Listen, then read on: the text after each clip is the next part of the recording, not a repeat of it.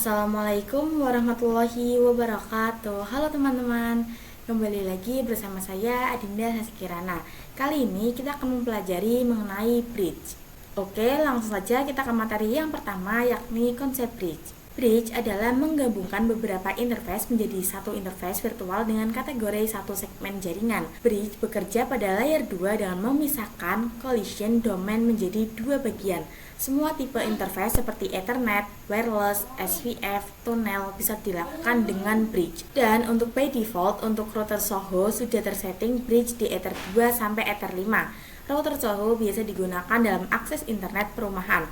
Namun di sini kita akan menyinggung terkait bridge-nya saja. Kita lanjut ke firewall NAT DHCP pada topologi bridge. Di sini saya sudah menambahkan topologinya, yang mana di sini saya menggunakan ISP yang tipe cold NAT ya.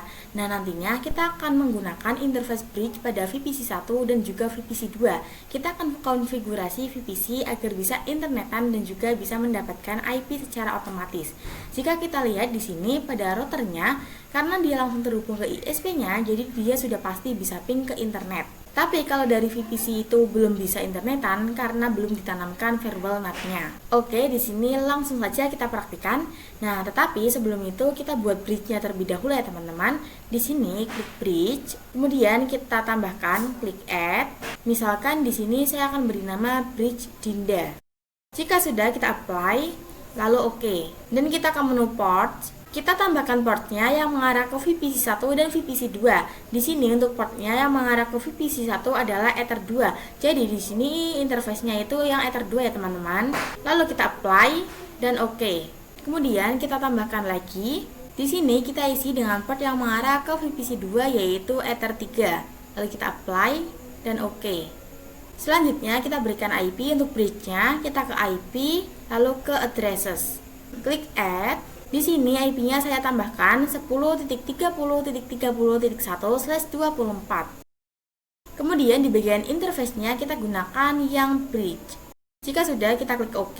Kemudian kita akan setting firewall NAT-nya. Kita ke menu IP, lalu pilih firewall. Ke menu NAT, kemudian klik add. Di bagian chain-nya ini saya menggunakan yang HRC NAT karena memang berasal dari lokal. Kemudian out interface-nya di sini saya menggunakan yang Ether 1 karena untuk keluar ke internet itu melalui Ether 1. Selanjutnya untuk action, di sini pilih yang masquerade. Lalu kita apply dan oke. Nah, di sini kita sudah berhasil melakukan konfigurasi firewall NAT-nya. Kemudian kita bisa lakukan pengujian. Di sini pada VPC 1 kita tambahkan IP-nya terlebih dahulu. Misalkan di sini saya tambahkan IP 10.30.30.2/24 dengan gateway 30.30.1/24. Dan kita tambahkan DNS-nya juga, ketikkan IP DNS 888. Setelah itu kita bisa ping ke 88 dan juga google.com. Dapat diperhatikan di sini keduanya sudah bisa ping. Kemudian di sini saya ingin VPC-nya mendapatkan IP secara otomatis. Maka kita bisa lakukan konfigurasi DHCP server.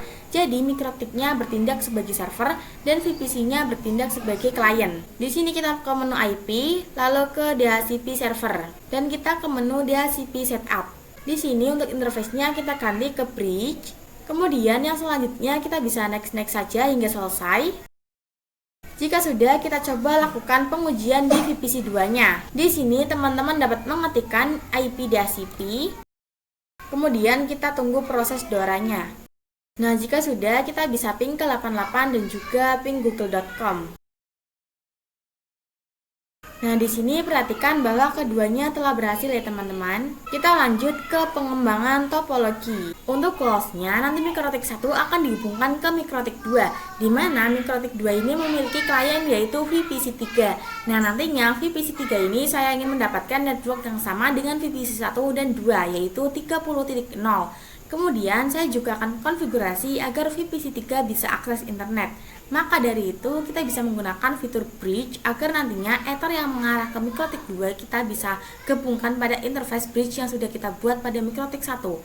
Oke, di sini kita bisa langsung praktikkan saja. Perhatikan di sini saya telah menambahkan satu router Mikrotik baru dan juga klien VPC. Di sini untuk kedua routernya sudah saya ubah hostname-nya agar tidak bingung ya teman-teman. Kemudian kita bisa langsung cek di router 2-nya. Kita cek dengan komen IP network print. Nah, di sini teman-teman dapat perhatikan router satunya sudah terdeteksi. Maka dari itu kita bisa langsung aktifkan fitur romonnya di kedua mikrotik, yaitu dengan perintah tool romon set enable sama dengan yes. Nah, jika sudah, kita bisa koneksikan router 2 ke Winbox. Di sini teman-teman bisa klik yang new Winbox dan teman-teman bisa login menggunakan IP router 1, lalu klik yang connect to Romon. Nah, di sini kita bisa login menggunakan MAC address-nya, lalu klik connect. Selanjutnya, kita bisa sambungkan VPC 3 ke bridge-nya terlebih dahulu. Ini kita beralih ke router satunya. Di bridge, lalu di menu ports itu kita bisa tambahkan. Di sini header-nya adalah Ether 4 ya teman-teman. Lalu kita apply dan oke. Nah, kemudian pada router 2, di sini kita juga bisa setting bridge-nya. Klik bridge, kemudian klik add. Dan untuk namanya saya akan samakan saja, yaitu bridge Dinda. Klik oke. Kemudian kita ke menu port, klik add.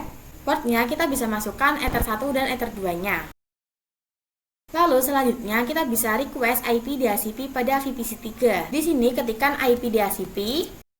Setelah muncul prosesnya, kita bisa coba untuk ping 88 dan juga ping google.com.